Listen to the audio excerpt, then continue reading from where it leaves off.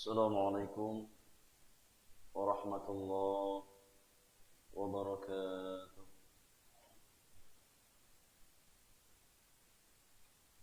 Alhamdulillahi rabbil alamin. Hamdan katsiran tayyiban mubarakan fihi kama yuhibbu rabbuna wa yarda.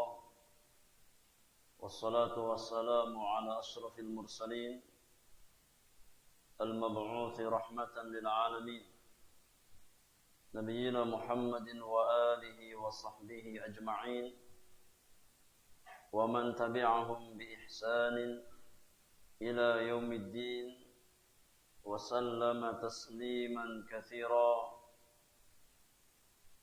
أما بعد فإن أصدق الحديث كتاب الله وخير الهدي هدي نبينا محمد صلى الله عليه وسلم وشر الأمور محدثاتها وكل محدثة بدعة وكل بدعة ضلالة وكل ضلالة في النار ثم أما بعد إخواني في الله معاشر المسلمين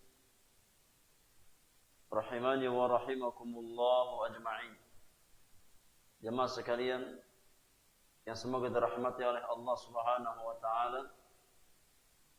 Setelah kita bersyukur kepada Allah tabaraka wa taala atas semua karunia dan kenikmatan yang Allah limpahkan kepada kita, dan juga berselawat kepada Rasulullah sallallahu alaihi wasallam Sayyidu waladi Adam yaumal qiyamah. Mari kita lanjutkan pelajaran kita di dalam membahas Risalah Mukhtasar Kitabil Ilmi yang saya ringkas dari Kitabul Ilmi, buah karya Fadilatul Syekh Al-Allamah Faqihuz Zaman Muhammad Ibn Salih Al-Utsaimin rahmatullahi ta'ala alaihi rahmatan wasi'atan. Di pagi hari ini kita akan masuk pasal yang baru, pasal yang kedua dari bab yang kedua, tentang al-asbabul mu'inatu ala talabil ilmi, faktor-faktor penunjang di dalam menuntut ilmu. Perkara-perkara yang seandainya dimiliki oleh seorang penuntut ilmu, maka Allah Subhanahu wa taala akan bukakan untuknya pintu-pintu ilmu. Kata penulis, al-asbabul mu'inatu ala talabil ilmi kathiratun. Faktor-faktor penunjang dalam menuntut ilmu itu sangat banyak. Minha, di antaranya adalah awalan at-taqwa. Faktor yang pertama, yang paling penting, yang merupakan kunci sukses di dalam meraih ilmu yang bermanfaat adalah ketakwaan kepada Allah Subhanahu wa taala. Tatkala seorang hamba berusaha untuk menjadi seorang hamba yang bertakwa kepada Allah Subhanahu wa taala, maka Allah akan bukakan untuknya pintu-pintu ilmu.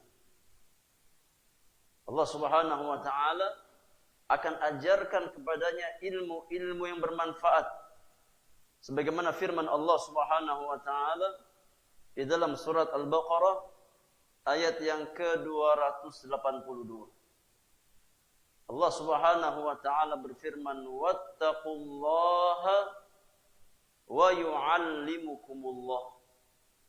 Wattaqullah, bertakwalah kamu kepada Allah Subhanahu wa taala. Niscaya Allah akan mengajarkan kamu ilmu. Wa yu'allimukumullah. Maka antara ketakwaan seorang hamba dengan karunia ilmu yang Allah berikan kepada dirinya adalah perkara yang berbanding lurus. Semakin seorang hamba berusaha untuk menjadi hamba yang bertakwa kepada Allah, maka Allah semakin bukakan untuknya pintu-pintu ilmu. Karena itu di antara janji Allah Subhanahu wa taala, "Wattaqullaha wa yu'allimukumullah." Bertakwalah kamu kepada Allah Subhanahu wa taala, niscaya Allah akan mengajarkan kamu ilmu.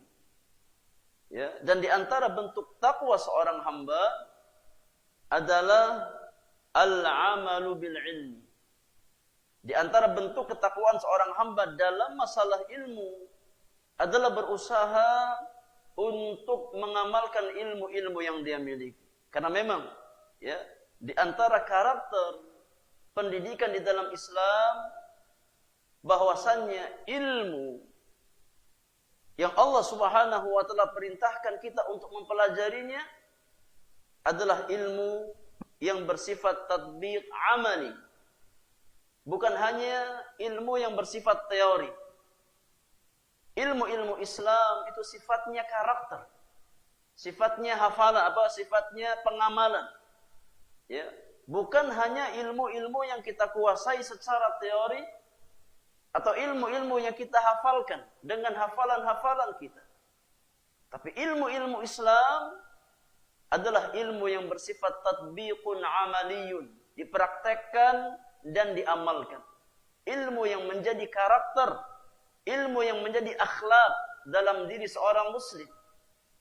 Ya. Itu karakter ilmu di dalam agama kita.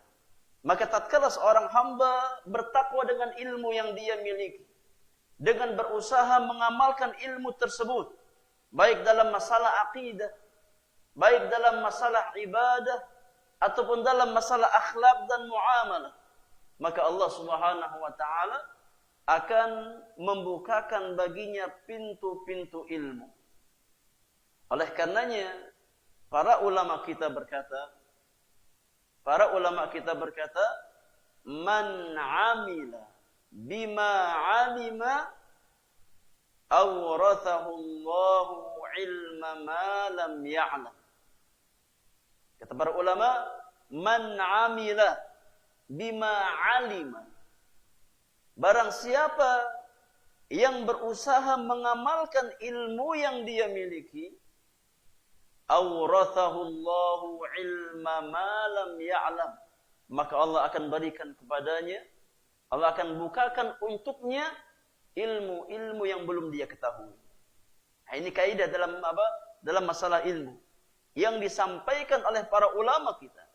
Ya, tatkala seseorang berusaha mengamalkan ilmu yang dia miliki, ya, maka Allah Subhanahu wa taala akan membukakan untuknya ilmu-ilmu yang belum dia ketahui. Maka semakin maksimal kita mengamalkan ilmu kita, semakin Allah akan tambahkan hidayah kepada kita.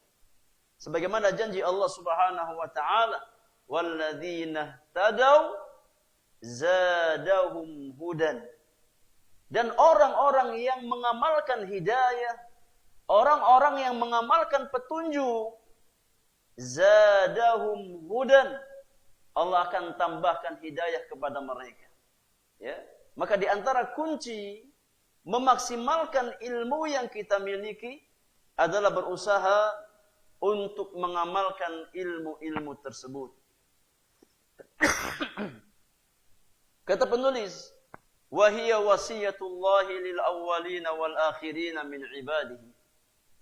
Ketakwaan merupakan wasiat Allah Subhanahu wa taala yang Allah wasiatkan kepada orang-orang terdahulu dan orang-orang yang belakangan di antara hamba-hamba Allah Subhanahu wa taala. Setiap hamba atau setiap umat diwasiatkan oleh Allah untuk bertakwa.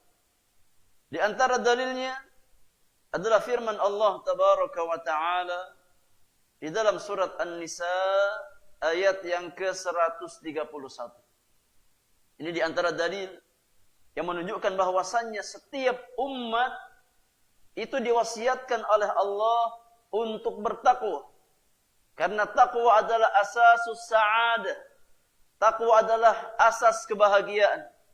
Takwa adalah asas, yakni kebaikan dunia dan akhirat. Maka setiap umat diwasiatkan oleh Allah Subhanahu wa taala untuk bertakwa kepada dirinya. Allah tabaraka wa taala berfirman, "Wa laqad wassayna alladhina utul kitaba min qablikum." Dan sungguh telah kami wasiatkan kepada orang-orang yang diberikan Alkitab sebelum kamu. Ini umat-umat terdahulu sebelum kaum muslimin.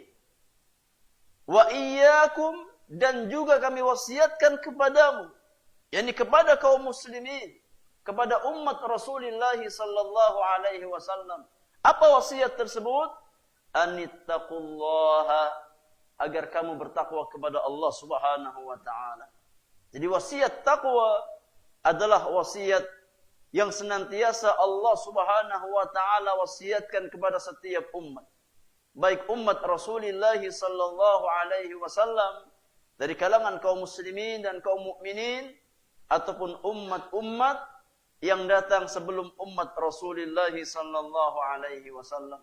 Wa in takfuru, jika sekiranya kamu kufur, tidak bertakwa kepada Allah Subhanahu wa taala, fa inna lillahi ma fis samawati wa ma fil ard, maka milik Allah lah apa yang ada di langit dan apa yang ada di bumi.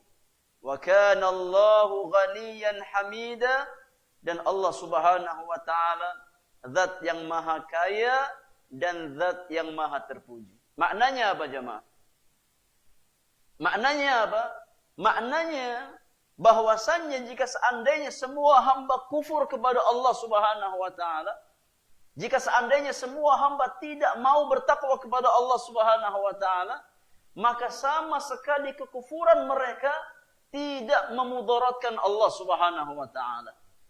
Kufurnya semua hamba tidak mengurangi kemuliaan Allah Subhanahu wa taala, tidak mengurangi kerajaan Allah Subhanahu wa taala.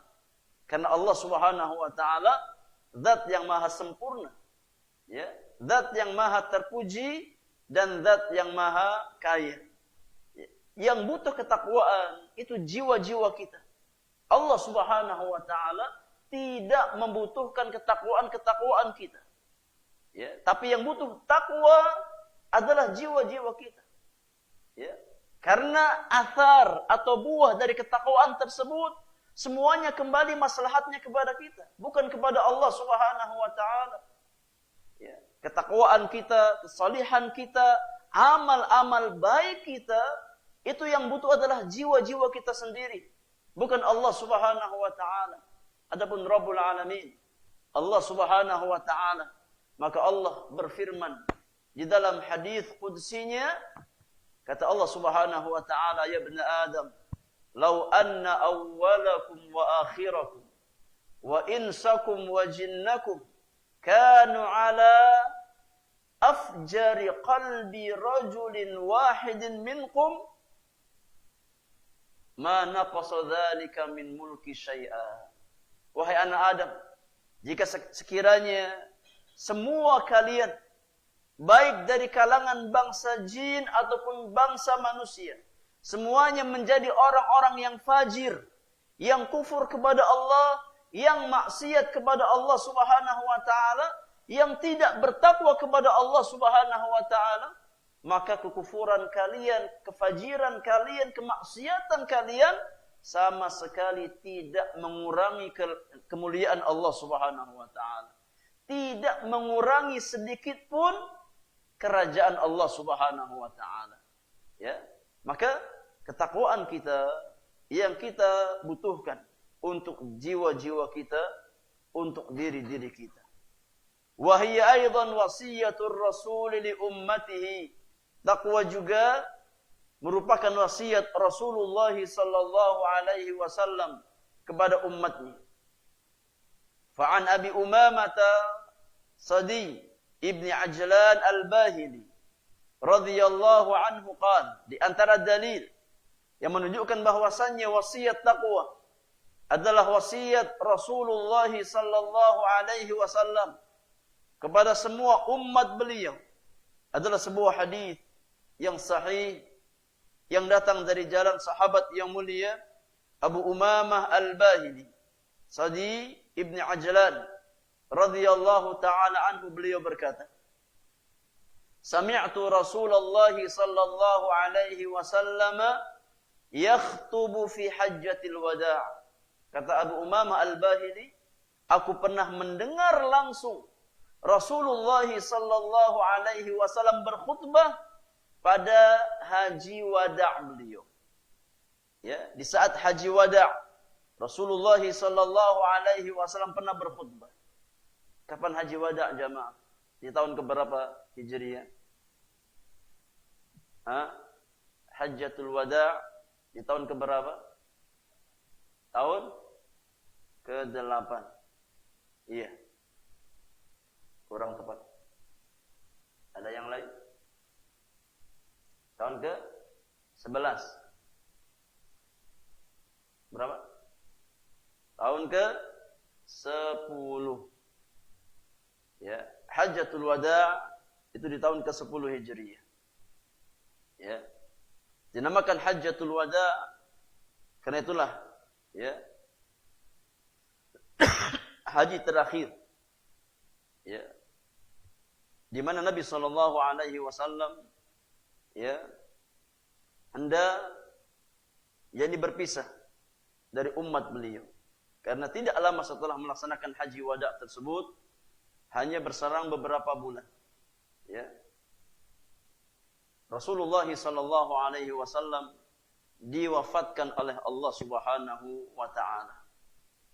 Maka kata Abu Umamah al-Bahili, di antara khutbah yang disampaikan oleh Rasulullah sallallahu alaihi wasallam pada saat haji wada' adalah sabda beliau, ittaqu rabbakum wa sallu khamsakum wa sumu syahrakum wa addu zakata amwalikum wa ati'u umara'akum tadkhulu jannata rabbikum. Rasulullah sallallahu alaihi wasallam ya mewasiatkan kita dengan 5 perkara. Dengan 5 perkara. Yang pertama, wasiat takwa kepada Allah Subhanahu wa taala. Ittaqu rabbakum. Yang pertama kali Nabi wasiatkan adalah wasiat untuk bertakwa kepada Rabb. Bertakwa kepada Allah Subhanahu wa taala. Karena takwa adalah asas semua kebaikan hamba dunia dan akhirat. Kemudian wasiat yang kedua, wasallu khamsakum, dan jagalah salat 5 waktu kalian sehari semalam yang diwajibkan oleh Allah Subhanahu wa taala, yang mana salat di dalam agama itu seperti tiang bagi bangunan. Ya. Salat di dalam Islam seperti tiang bagi bangunan. Wasumu syahrakum, wasiat yang ketiga, Rasulullah sallallahu alaihi wasallam mewasiatkan kita untuk menjaga puasa Ramadan yang Allah Subhanahu wa taala wajibkan. Ya. Yani setahun sekali di bulan Ramadan yang merupakan bagian dari rukun Islam. Kemudian wasiat yang keempat, wa addu zakata amwalikum, dan tunaikan zakat harta kalian. Karena di dalam harta kita terdapat hak bagi fuqara dan masakin. Ya. Terdapat hak bagi mereka atas harta-harta yang kita miliki. Tatkala harta seseorang sudah sampai nisab dan sudah berlalu 1 haul, maka ada hak harta yang wajib kita zakatkan, yang wajib kita keluarkan. Wa ati'u umara'akum. Wasiat yang kelima, di antara wasiat-wasiat Rasulullah sallallahu alaihi wasallam adalah wasiat untuk mentaati pemimpin-pemimpin kita. Ya. Wasiat untuk taat kepada ulil amri dalam perkara-perkara yang ma'ruf, dalam perkara-perkara kebaikan yang sifatnya tidak bertentangan dengan agama Allah Subhanahu wa taala. Jika seandainya seorang hamba melaksanakan wasiat-wasiat Nabi di atas, at-taqwa, as-salah, kemudian as-siyam, kemudian az-zakat, kemudian taat kepada ulil amri, maka Nabi yang mulia alaihi salatu wasalam bersabda, tadkhulu jannata rabbikum. Niscaya kalian akan masuk surga Allah Subhanahu wa taala. Maka wasiat taqwa, ikhwani fillah, merupakan wasiat Rasulullah sallallahu alaihi wasallam kepada umatnya. Wa kana idza ba'atha amiran ala sariyatin awsahu fi khassati nafsihi bi taqwallah wa biman ma'ahu minal muslimina khairan. Dan dahulu tatkala Nabi sallallahu alaihi wasallam mengutus seorang pemimpin, yakni pemimpin pasukan perang yang diutus oleh Rasulullah sallallahu alaihi wasallam, ya, dalam suatu kelompok, maka Nabi sallallahu alaihi wasallam mewasiatkan kepada sang amir tersebut untuk bertakwa kepada Allah Subhanahu wa taala. Ya, dan Nabi wasiatkan kepada semua pasukan kaum muslimin yang keluar berjihad fi sabilillah untuk bertakwa kepada Allah Subhanahu wa taala. Karena kunci kemenangan kaum muslimin dalam jihad-jihad mereka bukan pada yakni kekuatan fisik mereka, bukan pada yakni kelengkapan persenjataan mereka, bukan pada banyaknya jumlah mereka, tapi kunci kemenangan kaum muslimin di dalam jihad-jihad mereka adalah keimanan dan takwa mereka kepada Allah Subhanahu wa taala. Ya, maka sebelum Nabi melepas pasukan mujahidin untuk berjihad di jalan Allah Subhanahu wa taala, Nabi wasiatkan sang pemimpin untuk bertakwa kepada Allah Subhanahu wa taala secara khusus, dan semua pasukan kaum muslimin untuk bertakwa kepada Allah Subhanahu wa taala. Walam yazal as-salafus salihu yatawasawna biha fi khutabihim wa mukatabatihim wa wasayahum 'indal wafati. Dan kaum salaf yang saleh, orang-orang saleh terdahulu, mereka senantiasa saling berwasiat, ya, saling mewasiatkan satu sama lain di dalam khutbah-khutbah mereka, di dalam tulisan-tulisan mereka, di dalam wasiat-wasiat mereka tatkala hendak meninggal dunia. Ya, kaum salaf senantiasa mewasiatkan untuk bertakwa kepada Allah Subhanahu wa taala, yang menunjukkan bahwasanya wasiat takwa adalah wasiat terbaik. Wasiat takwa adalah wasiat teragung yang dengannya seorang muslim mewasiatkan saudaranya. Ya, maka tidak boleh kita meremehkan wasiat untuk bertakwa kepada Allah Subhanahu wa taala. Tatkala kita diberikan nasihat, ya, untuk bertakwa kepada Allah Subhanahu wa taala, jangan bersempit hati. Ya akhi, ittaqillah. Wahai saudaraku, bertakwalah kepada Allah Subhanahu wa taala. Karena wasiat takwa adalah wasiat terbesar yang dengannya seorang hamba diberikan wasiat. Ya. Maka kaum salaf senantiasa mewasiatkan satu sama lain untuk bertakwa kepada Allah Subhanahu wa taala. Di antara contoh nyata bagaimana wasiat takwa tersebut diwasiatkan oleh orang-orang saleh terdahulu. Kata penulis, kataba Umar ibn al-Khattab radhiyallahu anhu ila ibnihi Abdullah, amma ba'du, fa inni usika bi taqwallahi azza wa jalla fa innahu man ittaqahu waqahu wa man aqradahu jazahu wa man syakarahu zadahu. Amirul Mukminin Umar bin Khattab pernah menulis wasiat untuk anak beliau Abdullah, yakni Abdullah bin Umar Ibn Khattab radhiyallahu taala anhuma. Ya. Isi wasiat tersebut kata Umar, amma ba'du fa inni usika bi taqwallahi azza wa jalla. Wahai anakku Abdullah, aku wasiatkan engkau untuk bertakwa kepada Allah Subhanahu wa taala. Ini wasiat yang sangat besar. Ya, yang seorang ayah mewasiatkan anaknya. Ya. Bertakwalah kamu kepada Allah Subhanahu wa taala. Fa innahu man ittaqahu waqahu. Karena sesungguhnya barang siapa yang bertakwa kepada Allah, maka Allah akan menjaga dirinya. Ya. Barang siapa yang bertakwa kepada Allah, Allah pasti akan menjaganya dari keburukan dunia dan keburukan akhirat. Ya. Sebagaimana yang Nabi sallallahu alaihi wasallam wasiatkan kepada anak paman beliau, Abdullah bin Abbas radhiyallahu taala anhuma. Tatkala Rasulullah sallallahu alaihi wasallam bersabda, "Ya ghulamu, inni u'allimuka kalimatin ihfazillaha yahfazka." Wahai gulam, wahai anak kecil, wahai Ibnu Abbas, aku akan ajarkan kepada engkau beberapa kalimat. Yang pertama kali Nabi sallallahu alaihi wasallam ajarkan adalah ihfazillah, jagalah Allah Subhanahu wa taala. Yakni jaga batasan-batasan Allah Subhanahu wa taala. Jaga perintah dan larangan Allah Subhanahu wa taala.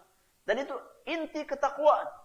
Ya, menjaga batasan-batasan Allah, menjaga perintah dan larangan Allah Subhanahu wa taala merupakan hakikat dari bentuk ketakwaan seorang hamba kepada Allah. Ya. Ihfazillaha yahfazka. Jagalah Allah, niscaya Allah akan menjaga dirimu. Ya. Tatkala seorang hamba berusaha bertakwa kepada Allah Subhanahu wa taala, maka Allah akan menjaga dirinya dari keburukan dunia dan keburukan akhirat. Wa man aqradahu jazahu. Dan barang siapa yang memberikan pinjaman kepada Allah, Allah pasti akan membalasnya. Yani siapa yang membelanjakan hartanya di jalan Allah Subhanahu wa taala, menginfakkan hartanya fi sabilillah, jazahu, Allah Subhanahu wa taala akan berikan balasan untuknya. Ya. Karena ini as-sadaqah wal infaq di antara kunci keberkahan harta-harta yang kita miliki. Kata Nabi sallallahu alaihi wasallam, "Ma naqasat sadaqatun min mal." Sedekah seseorang tidak akan mengurangi harta-harta yang dia miliki. Ya, justru dengan sedekah maka Allah Subhanahu wa taala akan semakin membukakan pintu-pintu keberkahan untuk harta kita. Ya. Maka yakni pola pikir orang-orang beriman ya adalah meyakini bahwasannya dengan sedekah Allah Subhanahu wa taala akan semakin membukakan pintu-pintu keberkahan untuk harta-harta kita. Ya. Karena itu janji Allah Subhanahu wa taala. Kemudian kata Umar bin Khattab, "Wa man syakarahu zadahu." Dan barang siapa yang bersyukur kepada Allah Subhanahu wa taala atas semua karunia yang Allah berikan kepada dirinya, Allah akan tambahkan nikmatnya untuk hamba tersebut. Ya, tatkala seorang hamba pandai mensyukuri nikmat Allah Subhanahu wa taala, maka Allah akan menambah kebaikan-kebaikan nikmat untuk hamba tersebut. Sebagaimana janji Allah Subhanahu wa taala, "Wa idz ta'adzana rabbukum la in syakartum la azidannakum wa la in kafartum inna azabi lasyadid. Maka asyukru ala ni'mah, ikhwani fillah zakumullah, merupakan pembuka pintu-pintu kenikmatan yang lain. Ya, sebagaimana tafsir para ulama, ya, bahwasannya yakni asyukru, mensyukuri nikmat Allah Subhanahu wa taala, merupakan qaidul mawjud wa saydul mafqud. Asyukru, ya, mensyukuri nikmat Allah Subhanahu wa taala merupakan qaid, pengikat al mawjud, nikmat yang sudah ada saat ini yang Allah berikan kepada kita. Ya, kalau kita ingin nikmat tersebut dijaga oleh Allah, dilanggengkan oleh Allah, maka ikat nikmat itu dengan apa? Dengan bersyukur kepada Allah. Ya. Wa saydul mafqud, dan bersyukur atas nikmat yang Allah berikan kepada kita merupakan pembuka pintu-pintu nikmat yang belum kita dapatkan. Ya, karena itu janji Allah Subhanahu wa taala, semakin seorang hamba mensyukuri nikmat Allah Subhanahu wa taala, maka semakin Allah tambahkan nikmat dan kebaikan untuk dirinya. Itu wasiat Umar bin Khattab kepada anaknya Abdullah. Wasiat untuk bertakwa kepada Allah, wasiat untuk yakni membelanjakan harta fi sabilillah, dan wasiat untuk mensyukuri nikmat-nikmat Allah Subhanahu wa taala. Itulah seorang ayah yang memang benar mencintai kebaikan untuk anaknya. Senantiasa dibimbing sang anak tersebut, ditarbiyah, diberikan wasiat untuk bertakwa kepada Allah Subhanahu wa taala. Karena anak-anak kita, ikhwani fillah, ya, merupakan amanah dari Allah Subhanahu wa taala, ya, yang akan kita pertanggungjawabkan di hadapan Rabbul Alamin. Sebagaimana sabda Rasulullah sallallahu alaihi wasallam, kullukum ra'in wa kullukum mas'ulun an ra'iyatihi. Ya. Setiap kalian adalah pemimpin, dan setiap pemimpin akan ditanya, akan diminta pertanggungjawaban tentang apa yang dia pimpin. Kata Nabi sallallahu alaihi wasallam, ar-rajulu ra'in fi ahli baitihi. Seorang laki-laki, seorang ayah adalah pemimpin, ya, bagi keluarganya, bagi istri dan anak-anaknya, dan kita semua akan diminta pertanggungjawaban oleh Allah Subhanahu wa taala atas apa yang kita pimpin. Ya. Maka hendaknya kita senantiasa mentarbiyah anak-anak kita di atas tarbiyah takwa kepada Allah Subhanahu wa taala. Karena anak-anak merupakan investasi terbaik bagi orang tuanya. Tatkala kita tidak lagi mampu beramal, tatkala tidak lagi kita mampu duduk di majelis ilmu, tatkala tidak lagi kita mampu salat, zakat, puasa dan yang lain, maka tatkala kita punya anak-anak yang saleh, yang bertakwa kepada Allah Subhanahu wa taala, insyaallah biiznillah azza wajal, kesalihan mereka, ketakwaan mereka menjadi ini sumber pahala jariah yang mengalir bagi kedua orang tuanya tatkala mereka tidak lagi mampu beramal saleh. Kemudian di antara contoh nyata wasiat kaum salaf, wa awsa Aliun radhiyallahu anhu rajulan.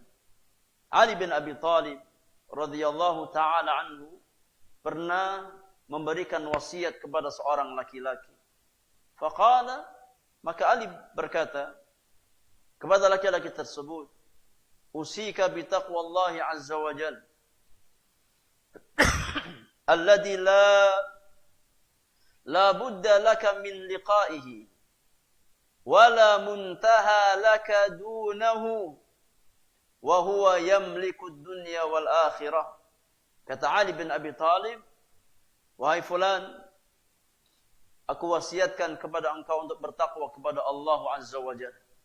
Aku wasiatkan kepadamu untuk bertakwa kepada Allah Subhanahu wa taala. Yang mana engkau pasti akan berjumpa dengannya. Yang mana engkau pasti akan kembali kepada Allah Subhanahu wa taala. Ya. Dan Tidak ada tempat kembali melainkan Allah Subhanahu wa taala. Wa huwa yamliku dunya wal akhirah, dan Allah Subhanahu wa taala dialah zat yang memiliki kerajaan dunia dan kerajaan akhir. Ya. Jadi takwa adalah wasiat kaum salaf, ya, di mana mereka senantiasa mewasiatkan untuk bertakwa kepada Allah satu sama lain di antara mereka. Kemudian apa makna takwa jamaah? Apa makna dan apa hakikat takwa? Tatkala kita diwasiatkan untuk bertakwa kepada Allah Subhanahu wa taala. Ya. Apa makna dan hakikat takwa tersebut? Kata penulis, wa makna taqwa an yaj'ala al-'abdu bainahu wa baina ma yakhafuhu wiqayatan taqihi minhu. Makna takwa secara umum, ya, makna takwa secara umum, yakni seorang hamba berusaha untuk menjadikan, ya, antara dirinya dengan apa yang dia khawatirkan itu menjadi membuat satu benteng atau penghalang yang melindungi dia, yang menjaga dia dari apa yang dia takutkan. Itu makna takwa secara umum. An yaj'alal 'abdu bainahu wa baina ma yakhafuhu wiqayah. Seorang hamba berusaha untuk membentengi dirinya, ya, untuk menjaga dirinya dari sesuatu yang dia takutkan untuk menimpanya. Wa taqwal 'abdi rabbahu. Adapun makna takwa seorang hamba kepada Rabbnya, makna takwa seorang hamba kepada Allah Subhanahu wa taala, an yaj'ala bainahu wa baina ma yakhshahu min ghadabihi wa sukhtihi aw wasakhatihi wiqayatan taqihi min dzalik. Adapun makna kita takwa kepada Allah, ya, makna seorang hamba bertakwa kepada Allah, yakni dia berusaha untuk menjadikan, ya, antara dirinya dan murka Allah Subhanahu wa taala itu benteng. Kita berusaha membuat benteng yang menjaga diri kita dari murka Allah Subhanahu wa taala. Apa benteng tersebut? Apa benteng yang bisa menjaga seorang hamba dari murka Allah Subhanahu wa taala, dari azab Allah Subhanahu wa taala? Bi fi'li ta'atihi wajtinabi ma'asihi. Benteng, wiqayah yang membentengi seorang hamba dari murka Allah Subhanahu wa taala adalah dengan cara kita berusaha menjalankan ketaatan kepada Allah, berusaha menjalankan perintah Allah Subhanahu wa taala dan menjauhi segala bentuk kemaksiatan kepada Allah Subhanahu wa taala. Itu benteng yang kuat yang melindungi seorang hamba dari murka Allah Subhanahu wa taala. Menjalankan perintah Allah dan menjauhi segala larangan Allah Subhanahu wa taala. Itu makna takwa. Ya. Maka takwa seorang hamba, ikhwani fillah, dibangun di atas dua pondasi. Ya, ketakwaan kita kepada Rabbul Alamin itu dibangun di atas dua pondasi. Yang pertama, fi'lul awamir. Ya, yang pertama adalah berusaha untuk menjalankan perintah-perintah Allah Subhanahu wa taala. Yang kedua adalah ijtinabun nawahi. Berusaha untuk menjauhi segala hal yang dilarang oleh Allah Subhanahu wa taala. Ya.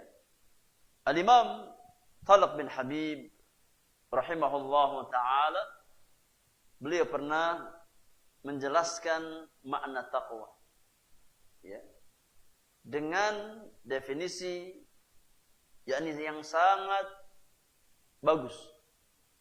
Ya. Gimana beliau berkata?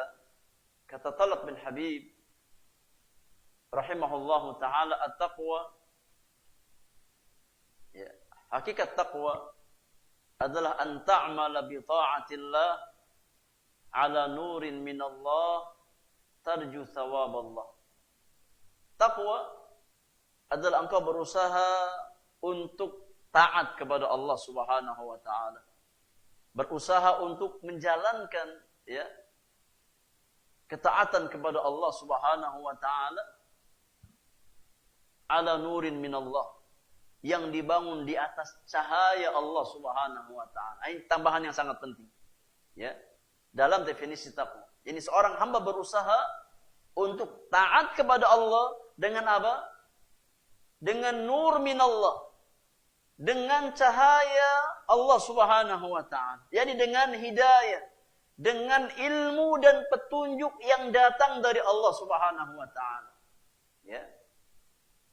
Tarju thawab Allah dalam rangka engkau mengharapkan ganjaran dan pahala dari Allah Subhanahu wa taala.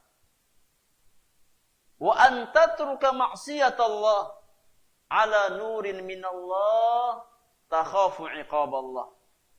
Ya, dan takwa adalah engkau berusaha meninggalkan segala bentuk kemaksiatan kepada Allah, dibangun di atas ilmu, di atas petunjuk yang datang dari Allah, karena engkau takut akan yakni murka Allah, takut akan hukuman Allah Subhanahu wa taala. Ya.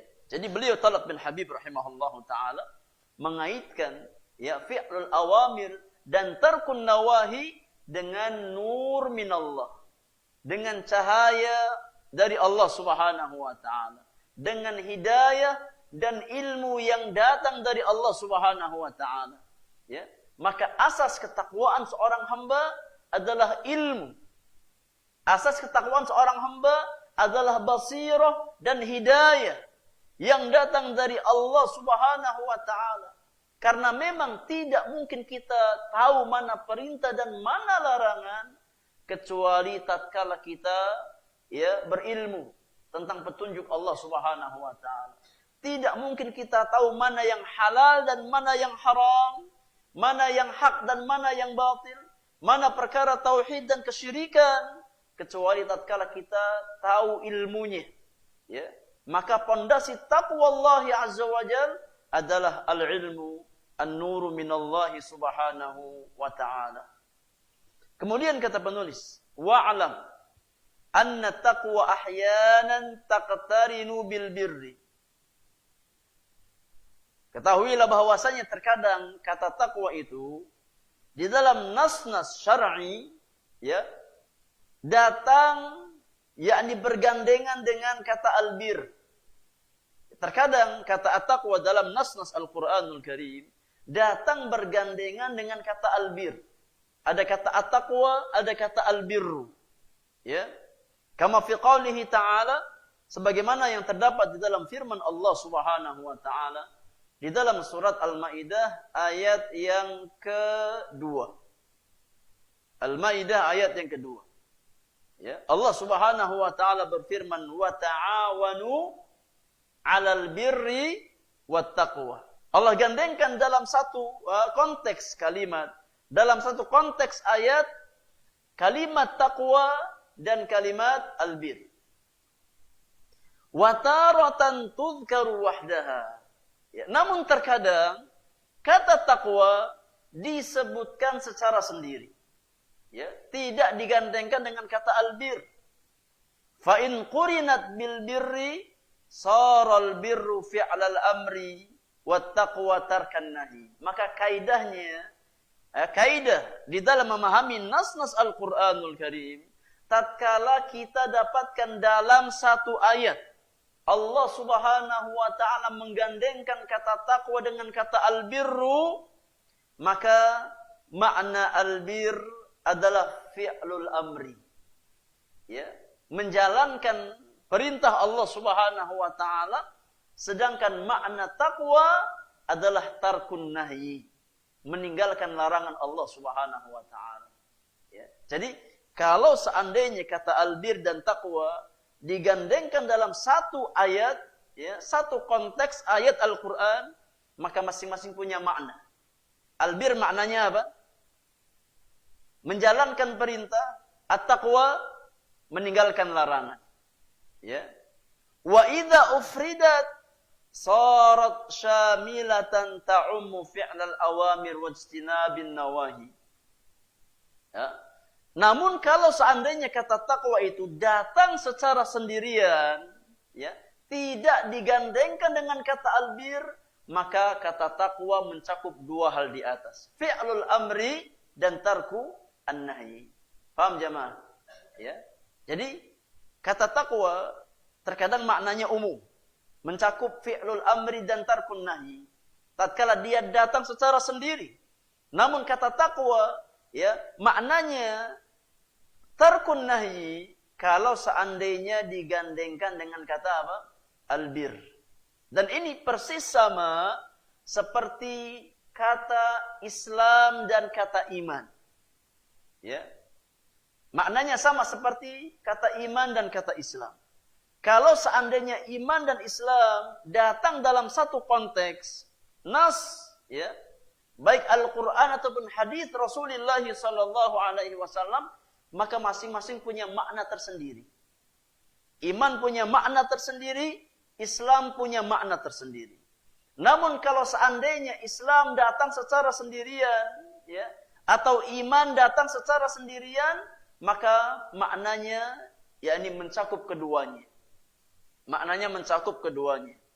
Ya, contoh dalam hadis Jibril, ya, Rasulullah sallallahu alaihi wasallam menyebutkan kata iman dan kata Islam dalam satu konteks hadis. Ya. Maka berarti iman punya makna tersendiri dan Islam punya makna tersendiri. Ya, tatkala kata iman dan kata Islam digabungkan dalam satu konteks nas, maka iman berkaitan dengan amalan-amalan hati. Amalan-amalan batin. An tu'mina billah wa malaikatihi wa kutubihi wa rusulihi wal yaumil akhir wa tu'mina bil qadari khairihi wa syarrihi. Adapun makna Islam, ya, maka makna Islam tatkala digandengkan dengan iman, Islam berkaitan dengan amalan-amalan zahir lahiriah. Ya, seperti mengucapkan dua kalimat syahadat, ya, salat, zakat, ya, puasa dan haji. Itu amalan-amalan zahir.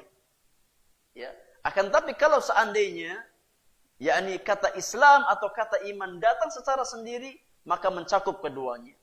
Islam mencakup iman dan iman mencakup Islam. Ya. Ini di antara kalimat, ya, yang diistilahkan oleh para ulama, idza ijtama'ata iftaraqata wa idza iftaraqata ijtama'ata. Dua kalimat yang kalau seandainya keduanya bersatu, maka maknanya berpisah. Ya, namun tatkala keduanya berpisah, maka maknanya satu. Ya, ini di antara kalimat-kalimat yang masuk dalam kaidah tersebut. Ya, dua kata yang kalau seandainya terdapat dalam satu konteks nas, maka maknanya berbeda. Namun kalau seandainya dia datang secara sendirian, maka maknanya satu, ya, maknanya sama.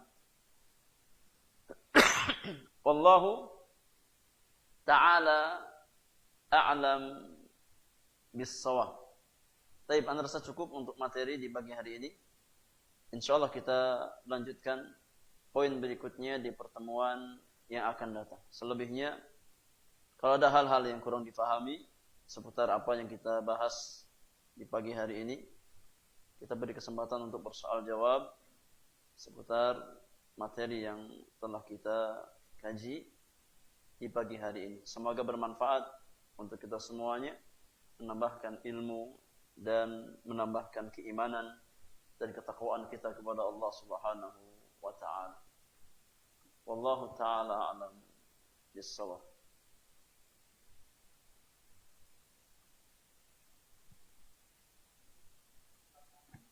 Silakan.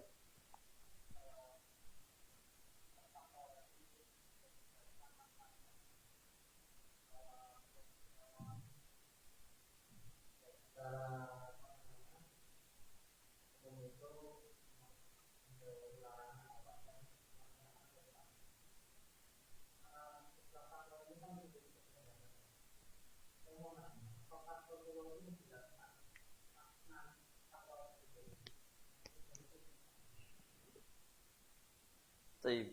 Nah, barakallah. Ikhwani fillah jazakumullah. Ya. Kalimat taqwa ya adalah ini kalimat yang sangat jelas maknanya. Ya, yang sangat jelas maknanya. Ya, tatkala seseorang mendengar kata taqwa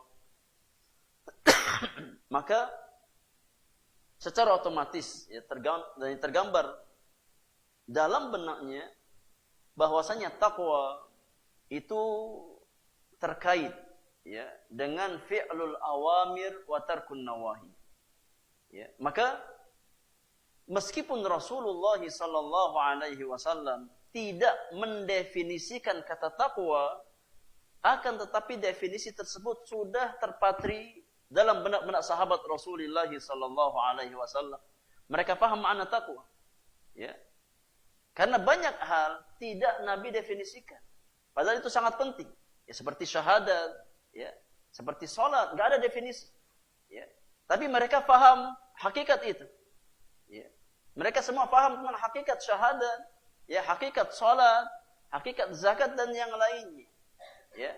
Maka meskipun tidak didefinisikan oleh Rasulullah sallallahu alaihi wasallam kata taqwa, ya, namun tatkala kita berusaha untuk ta'ammul, ya, tatkala kita berusaha untuk tadabbur nas-nas Al-Qur'an dan Sunnah, kita akan dapatkan bahwasanya inti taqwa itu dibangun di atas dua pondasi tadi.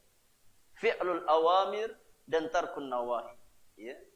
Jadi terkadang sesuatu yang penting tidak didefinisikan, ya. Karena memang sudah jelas hakikatnya. Sudah apa jelas hakikatnya. Maka Rasulullah sallallahu alaihi wasallam ya tidak mendefinisikan mustalah-mustalah yang syar'i ya secara detail karena intinya bukan pada hal tersebut.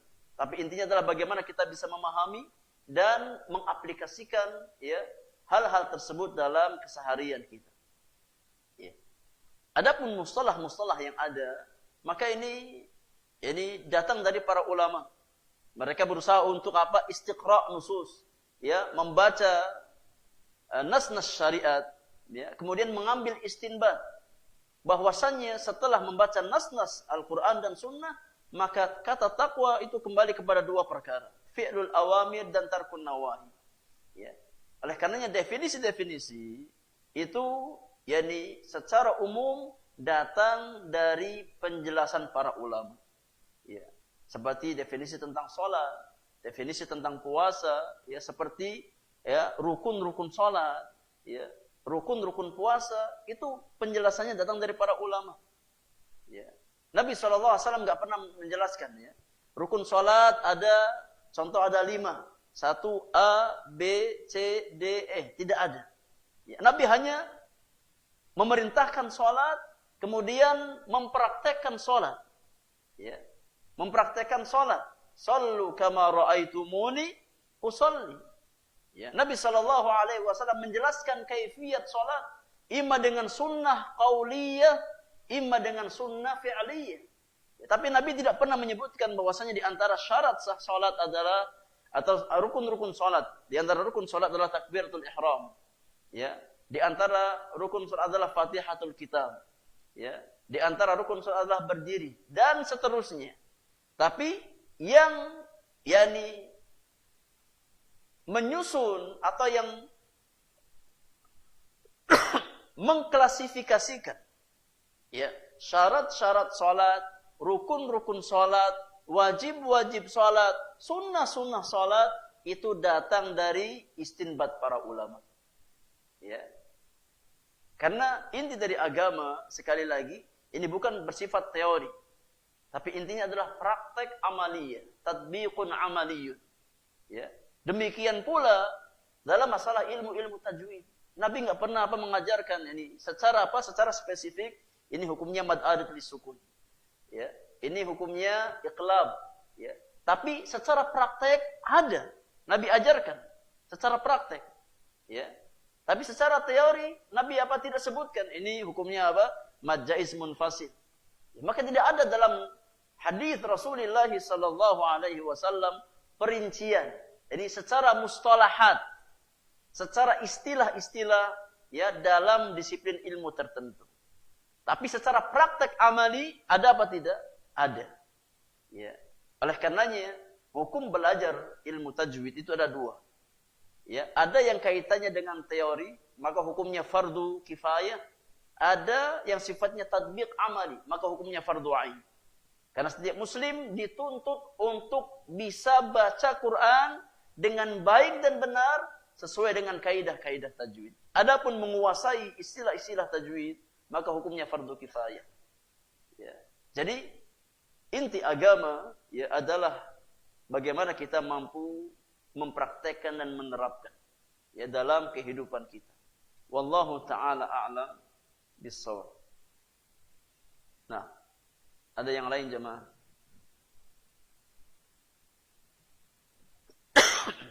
Fadhal.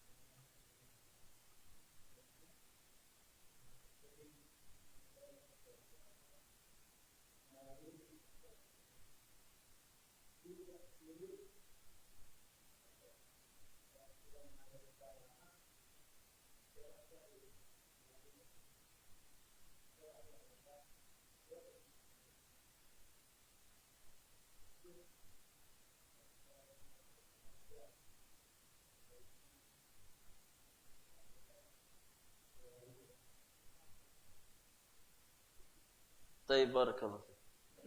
Nah, ikhwani fillah jazakumullah. Ya. Sekali lagi di antara ya wasiat terbaik seorang ayah, seorang ibu untuk anak-anak mereka adalah hendaknya kita sesering mungkin mengingatkan anak kita untuk bertakwa kepada Allah Subhanahu wa taala. Ya. Ini di antara bentuk tarbiyah. Di antara bentuk tarbiyah pendidikan ya yang kita berusaha untuk mendidik anak-anak kita di atas takwa kepada Allah Subhanahu wa taala. Ya. Dan kita hendaknya mencontohkan ya kepada mereka hakikat takwa itu apa? Ya, di antara bentuk takwa itu apa? Ajarkan kepada mereka. Ya, ini terkadang ikhwani fillah jazakumullah mengajarkan kepada anak-anak itu lebih kepada sifatnya praktek. Ya, daripada sebatas teori. Anak-anak itu lebih terpatri dalam jiwa mereka ya tatkala kita ajarkan mereka dengan praktek secara langsung. Ya. Maka di antara bentuk tarbiyah atau pendidikan anak ya yang paling baik, yang paling gampang ditangkap oleh anak adalah dengan media praktek. Ya. Maka kita jelaskan ya bahwasannya kewajiban kita adalah bertakwa kepada Allah. Ya, kepada Allah Subhanahu wa taala. Dan hakikat takwa adalah kita berusaha untuk membentengi kita, membuat benteng ya dari murka Allah Subhanahu wa taala agar Allah tidak murka kepada kita. Ya, dan kita ajarkan anak-anak kita. Di antara bentuk takwa kita salat. Ya. Di antara bentuk takwa kita bersedekah. Kita membantu orang-orang yang membutuhkan. Ya kita bawa anak-anak kita, ajarkan mereka bersedekah. Ini di antara apa? Di antara bentuk pendidikan. Ya. Jadi membiasakan mereka di atas amal kebaikan itu di antara konsep pendidikan Islam. Makanya, ya Rasulullah sallallahu alaihi wasallam memerintahkan orang tua untuk memerintahkan anaknya sholat. Di usia berapa? Di usia berapa? 7 tahun. Padahal di usia 7 tahun tersebut mayoritas anak belum wajib sholat. Ya, belum wajib sholat. Tapi sudah diperintahkan untuk apa? Sholat. Apa tujuannya? Untuk ta'widun nafsi ala ta'at. Membiasakan jiwa di atas ketaatan. Ya, karena tatkala kita berusaha membiasakan anak-anak kita sedini mungkin di atas ketaatan kepada Allah, maka tatkala dia tumbuh dewasa, dia sudah terbiasa di atas ketakwaan tersebut. Ya. Maka terkadang ya sebagian kita hanya menyalahkan anak-anaknya. Tatkala sang anak tumbuh di atas kedurhakaan, ya di atas kemaksiatan kepada Allah Subhanahu wa taala, padahal sumber kesalahan tersebut ada pada diri-diri kita. Kita yang tidak membiasakan mereka di atas ketaatan kepada Allah dari kecil. Akhirnya tatkala mereka tumbuh besar, mereka tidak kenal apa itu takwa, apa itu taat kepada Allah Subhanahu wa taala. Mereka tidak terbiasa dengan amal-amal kebaikan. Ya. Maka al-jaza'u min jinsil amal. Balasan yang kita dapatkan itu sejalan dengan amal yang kita lakukan. Ya. Maka hendaknya ya, seorang ayah, seorang ibu semaksimal mungkin mengaitkan setiap aktivitas anaknya dengan ketakwaan kepada Allah Subhanahu wa taala. Ya, tatkala anak kita berbicara kotor, ingatkan dengan takwa, bertakwa kepada Allah Subhanahu wa taala. Ya, Allah melarang kita dari ucapan yang kotor. Ya, Allah tidak suka orang yang berbicara kotor. Ya. Dan ingat bahwasannya apa yang kita ucapkan itu akan dihisab oleh Allah Subhanahu wa taala. Meskipun anak kita tidak. Ya, anak kita tatkala mengucapkan kalimat yang kotor, dihisab apa tidak? Tidak dihisab. Ya, tapi kita ingatkan dia untuk bertakwa agar apa? Agar terbiasa di atas kalimat-kalimat yang baik. Agar anak kita terbiasa meninggalkan kalimat-kalimat yang kotor. Ya. Jadi kaidahnya seperti itu, meskipun mereka belum wajib, belum mukallaf, ya.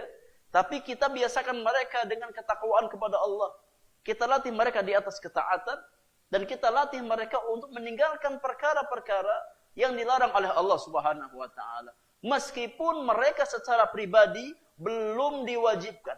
Belum dicatatkan dosa bagi mereka. Iya. Kenapa kita biasakan seperti itu? Agar mereka tumbuh ya di atas kebiasaan-kebiasaan yang baik. Kita bawa anak-anak kita ya datang ke orang-orang fakir, orang-orang miskin, berikan kepada dia. Dia orang yang butuh.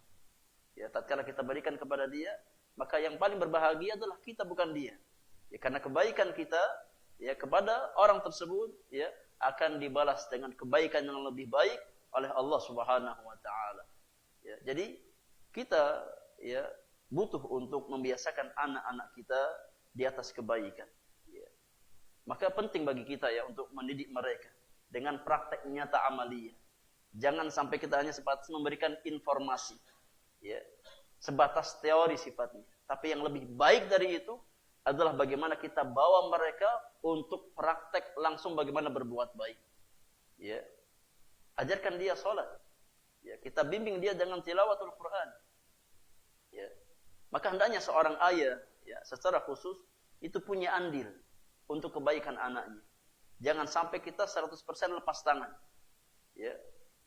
Kemudian, yani tatkala anak kita bermasalah, yang kita salahkan apa? Orang yang kita wakilkan tersebut. Ya, terkadang sebagian orang tua seperti itu. Ya, dia lepas tanggung jawab setelah anaknya diberikan kepada lembaga pendidikan. Ya, pokoknya yang penting jadi. Ya, giliran ada masalah, yang disalahkan lembaga pendidikannya. Padahal sedari kecil gak pernah ditarbiyah di atas kebaikan. Ya, tidak pernah dibiasakan di atas amal-amal saleh. Ya, maka kewajiban atau tanggung jawab yang paling utama atas pendidikan anak bukan lembaga pendidikan. Ya, tapi tanggung jawab yang paling utama ada di pundak kedua orang tua. Karena kitalah yang akan dihisab. Ya, dengan yakni pendidikan anak-anak kita bukan lembaga pendidikan. Ya. Jadi kita penting untuk membiasakan ya wasiat takwa kepada anak-anak kita. Wallahu taala alam bissawab. Baik, cukup anarasa untuk pagi hari ini. Jamaah yang Allah muliakan. Semoga berfaedah untuk kita semuanya. Apa-apa yang hak semata-mata taufik dari Allah Subhanahu wa taala. Yang salah dan kurang karena kesalahan dan kekurangan ilmu yang saya miliki. Wassallallahu ala nabiyyina Muhammadin wa alihi wa sahbihi ajma'in. Wa akhiru da'wana alhamdulillahi rabbil alamin. Subhanakallahumma wa bihamdika asyhadu an la ilaha illa anta astaghfiruka wa atubu ilaik. Assalamualaikum warahmatullahi wabarakatuh.